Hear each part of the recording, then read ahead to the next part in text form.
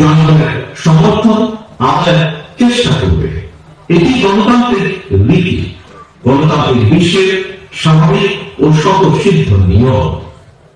এমন অবস্থায় কোন কোন মহল থেকে সমস্যা নাকি নির্বাচন এই ধরনের জিজ্ঞাসাকে বিএনপি বাংলাদেশ জাতীয়তাবাদী দল তথা দেশপ্রেমিক সকল মানুষ, সকল রাজনৈতিক দল স্রেফ অসৎ উদ্দেশ্য প্রণীত খুব তর্ক বলিয়ে বিবেচনা করে।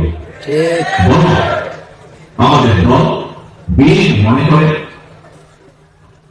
রাষ্ট্র, রাজনীতি এবং রাজনৈতিক দলের গুণগত পরিবর্তনের জন্য সংস্কার এবং নির্বাচন উভয়ই প্রয়োজন।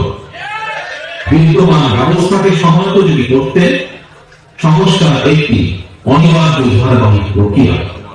একইভাবে গণতান্ত্রিক ব্যবস্থাকে টেকসই এবং প্রাতিষ্ঠানিক রূপ দিতে নির্বাচনে সবচেয়ে বেশি গুরুত্বপূর্ণ ও কার্যকর পন্থা। নির্বাচনের মাধ্যমে জনগণ ভোটের অধিকার প্রয়োগের সুযোগটি পায়, যেটি রাষ্ট্র জনগণের রাজনৈতিক ক্ষমতা নিশ্চিত করে। প্রিয় সহকর্মীবৃন্দ, বিএনপি মনে করে রাষ্ট্রের জনগণের রাজনৈতিক এবং অর্থনৈতিক ক্ষমতা নিশ্চিত করা না গেলে গণতন্ত্র, মানবাধিকার কিংবা পুঁথিগত সমস্যা শেষ পর্যন্ত কোনো কিছু টেকসই হয় না। অন্তর্বর্তীকালীন সরকার বেশ কিছু গুরুত্বপূর্ণ বিষয় সংস্কার কার্যক্রম হাতে নিয়েছে। সংস্কার কার্যক্রম অবশ্যই প্রয়োজন। এ কারণে অন্তর্বর্তীকালীন সরকার হয়তো তাদের দৃষ্টিতে অনেক বড় বড় সংস্কার কর্মসূচি হাতে নিয়েছে। তবে এইসব সংস্কার কর্মসূচির আড়ালে জনগণের নিত্যদিনের দুর্দশা উপস্থিত থাকলে জনগণ হয়তো খোঁজ সরকারের সংস্কার দাবি নিয়ে মুখ খুলতে বাধ্য হবে।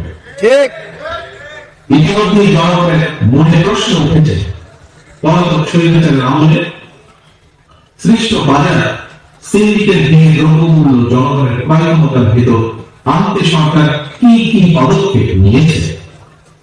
ফ্যাসিস্ট আমলে দাঁড় করা লক্ষ লক্ষ মামলায় এখনো কেন প্রতিদিন অকারণে মানুষকে আদালতে বারান্দায় ছোটাছুটি করতে হচ্ছে।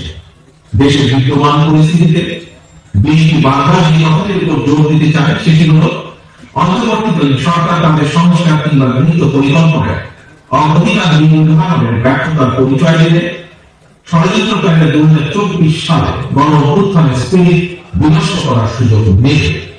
এর মধ্যে তারা একাধিকবার দেশে অস্থিতিশীল পরিবেশ তৈরি অপচেষ্টা চালিয়েছে। হাজারো ছাত্র জনতার রক্তের উপর প্রতিষ্ঠিত বর্তমান অন্তর্বর্তীকালীন সরকারের ব্যর্থতা বাংলাদেশের গণতন্ত্রের পক্ষে শক্তি দেখতে চায় না। এ কারণে জনগণের পক্ষে রাজনৈতিক দল হিসেবে বিএনপি অন্তর্বর্তীকালীন সরকারের প্রতি সমর্থন অব্যাহত রেখেছে।